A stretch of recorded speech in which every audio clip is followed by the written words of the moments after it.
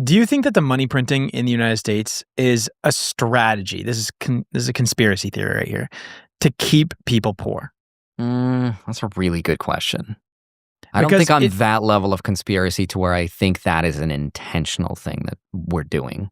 I don't think people are that organized to be like, this is what keeps people poor. Let's keep doing it. I don't think that's the case. What do you think? You think it's intentional? I tend to not buy into conspiracies, but also if you think about it, any money printing drives up assets. Assets are owned by wealthy people, not poor people. Poor people suffer with inflation. It's just what's happening. And they're printing money to try to help the poor people, but it's like clearly not. So I don't understand I what don't the think money printing has anything to do with poor people. Why would they want them to be? Wouldn't they would benefit Well, more poor from people people having more money because they spend more. Like if you gave $100,000 to an average person, I almost guarantee To for be the gone. average person, it'll be gone almost instantly. Right. They're That's not true. going to save it. So it's It's true. better for people to make more money. Like there's no incentive for the government to keep people Well, poor. technically speaking, poor people are going to be easier to control with the government.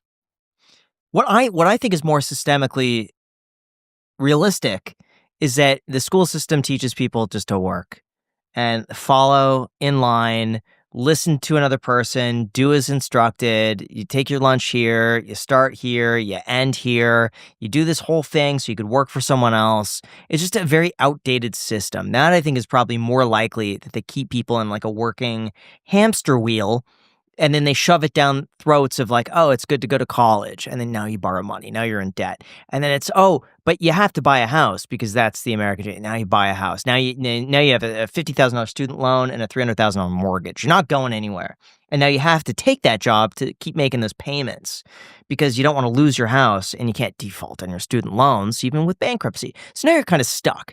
But then you're 35 and you think, oh, crap, I'm getting to an age where I should probably have a kid. So now you have a kid. Now you definitely can't take the risk to start your own business or do anything. So now you're stuck working that job you don't like to pay for the house, to pay for the student loans. And now you have a kid to support. And now you're just kind of, and so you keep working until you're 70 and then you die. Right. So you're saying it's Yeah. kind of a result of our own decisions and kind of as a byproduct of a shared delusion that we all have about Yeah. what it's like to live a I heard life. that a lot of the school system was created by a factory owner, and this could totally be untrue, and I'm just rephrasing what someone else told me, was dictated by a factory owner who wanted more workers, and so they set up a whole system to basically keep people in this loop of like learning how to work for somebody else.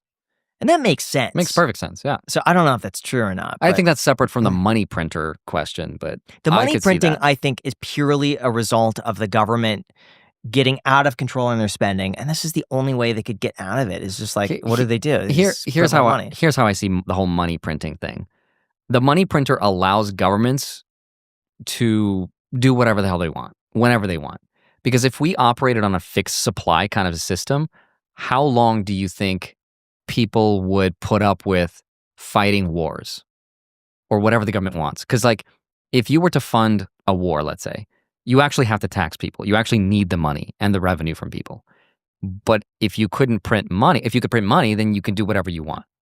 And so I think that's a byproduct of power being exercised beyond what's in our best interest. And that's what Bitcoin is trying to fix. Like, that's why people are obsessed with Bitcoin, is because it's a fixed supply, and therefore governments have to be responsible. Therefore, they can't just do whatever they want. So then what would you say is the main thing that is keeping people poor then? Just a lack of financial education and literacy, mostly, and lifestyle decisions. I don't know, for whatever reason, these questions make me think of George Carlin. Do you guys know who that is? The comedian. He's like, oh yeah, the rich exist to like kind of inspire the middle class, and then the poor exist there to scare the shit out of them. What do you mean? Well, because it's like keep being in the hamster wheel. Like if you don't want to be like these people, you got to keep working. You got to keep doing And it. the keep working is, look at this guy who just bought a Ferrari. Right. You want to be like that guy, but Yeah. you definitely don't want to be like that guy. So it keeps you stuck in the middle. right. I heard somewhere that the worst thing you could do to someone is pay them $80,000 a year, because it's just at the right point where they're making enough where they don't want to risk it, but it's not so little that they're forced to take big action and make significant moves to do something that would drive their income so much higher and give them so much more opportunity. It's like that safety middle where it's just enough to keep you going. And especially if you get promised like a raise to 90K to then 100, Right. and you see the trajectory going up. You're going to want to stick on that and not do your own thing. The slowly boiling crab, right?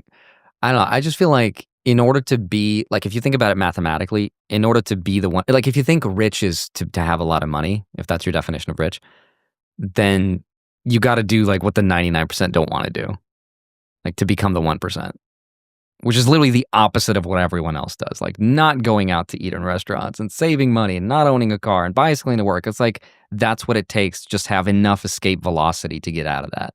And I think that's what I focus so much on in my early 20s because my parents were immigrants and they didn't understand money. And I was like, okay, let me not do that.